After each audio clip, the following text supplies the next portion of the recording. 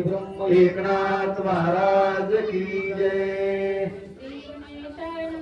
श्रीरामे मारुनी कर दूषणा दोघे बंधू सोया बैसना वाटा केला पण सावधान अवधारी.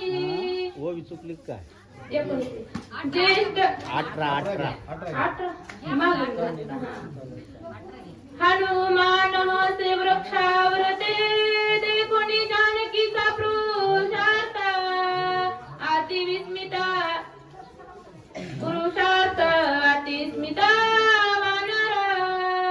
असं सुंदर अशा प्रकारचं भावार्थ रामायणामधील सुंदर अशा प्रकारचा विषय सुंदरकांडातील विषय त्या ठिकाणी असणारा पूर्ण अशोक वृक्षावर बसलेले आणि खाली आईसाहेब सीतादेवी आणि राजा रावण यांचा संवाद चालू आहे. राजा रावण किती कपटी आहे बघा. राजा रावणाने डमरू पुराणाचं उदाहरण सांगितलं होतं, पण सांगत असताना एक चूक केली होती. कोणती चूक होती? श्लोक जो संस्कृत भाषेतला आहे त्याच्यातलं 7व्या क्रमांकाचं अक्षरच घालून टाकलं होतं.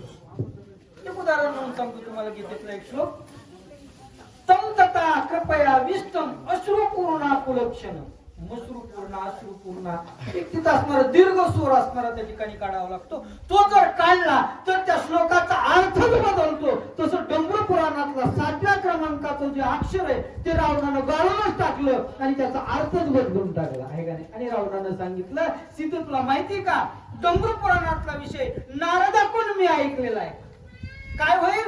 राजा रावणाचं मुख ग्लानी होईल. मरेल शब्द नाही, कारण मोठी माणसं बोलत असताना सूक्ष्मतेनं बोलत असतात.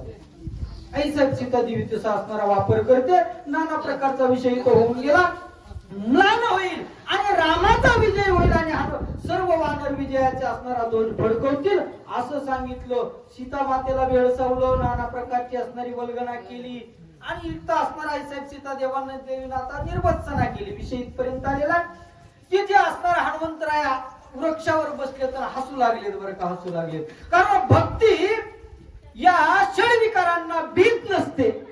भक्ती जो करणारा व्यक्ती ना तो भक्त असणारा षडविकारांना घाबरत नाही. म्हणून त्या ठिकाणी असणारा पूर्णपणे ते अनुभव असणारा त्या ठिकाणी आला आणि असणाऱ्या त्या ठिकाणी आईसाहेब सीतादेवीचे सगळं पाहून आश्चर्य करतात. आणि काय काय विषय असणारे माझ्या प्रभूने केलेले आहेत. रावणाला आईसाहेब सीतादेवी आता बोलतायत. काय बोलतात ते ऐकू आता. श्रीरामे मारुनी कर दूषणा दोघे बंधू सोय बैसोना वाटा केला आपण सावधान अवधारी. हे राजा रावण ऐक बाबा मी काय बोलते याच्याकडे लक्ष दे. आईसाहेब सीतादेवी त्या ठिकाणी म्हणतायत माझे जे प्रभू आहेत ना राम त्याचं ऐश्वर त्यांचं तर सांगितलं तुम्हाला ठीक आहे.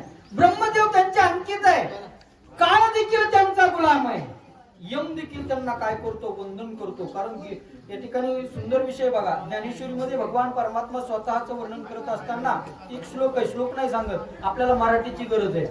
ज्ञानराज मौलींनी त्याच्या ओवे केलेले आहे. तो विश्वश्रेयाचा भरता मीचिगा पंडुसुता मी गोसावी समजता त्रिलोक्याचा आकाश सर्वत्र वसावे वायुनी नाव बरिवगे नसावे पावके दावे वर्षावे जळे पर्वते बैसकानं सांडावी समुद्रे रेखानं ओलांडावी पृथ्वी भूते व्हावी ही आज्ञा माझी. म्या बोलविल्या वेदू बोले म्या चालविल्या सूर्य चाले म्या हलविल्या प्राण वाहले ऐसे जगाशी चालू. मी कोण आहे याचं असणारं रूपक केलेले तसं असणार. सांगितलं माझे राम या जगाचे मालक आहेत. त्यांनी काय कार्य केलं सांगितलं ऐक रावणा. खर दूषण त्रिशरा या राक्षसांचा त्या ठिकाणी वध केला आणि दोघं बंधू असणारे या ठिकाणी एकत्र आले आणि एकत्र येऊन त्यांनी वाटणी केली. आता वाटणी काय वाटणी केलेली बघा. प्रॉपर्टीची नाही बर का. आता कोणी कोणाला कसं मारायचं याची वाटणी दोघांनी बसून केली. मी सांगते आई बाबा. ज्येष्ठ वाटा श्रीराम देवगुणा रावणाने कुंभकर्ण कनिष्ठ वाटा लक्ष्मण इंद्रजित गाणा एकाकी. कारण या ठिकाणी वाटणीच केलेली. वाटणी कोणी कोणाला असणाऱ्या युद्धामध्ये मारायचे. ज्येष्ठ वाटा थोरल्याचा वाटा त्या ठिकाणी थोरल्याकडे देऊन टाकायचा आहे का नाही. रावण आणि कुंभकर्ण यांचा वध कुणी करायचा? प्रभू रामचंद्रजींनी करायचा. हे अगोदरच ठरलेले ठीक आहे. आणि कनिष्ठ वाटा हा कनिष्ठाकडे म्हणजे लक्ष्मणाकडे द्यायचा. मग तो वाटा कोणता आहे? तो इंद्रजित नावाचा वाटा. इंद्रजित इंद्रजिताचा वध कोणी करायचा? लक्ष्मणानं करायचा. ही वाटणी झालेलीच आहे बरं का. उभं असणार त्या ठिकाणी काही त्या ठिकाणी बोलणं तुझं योग्य आहे नाही. तू जे बोलतोस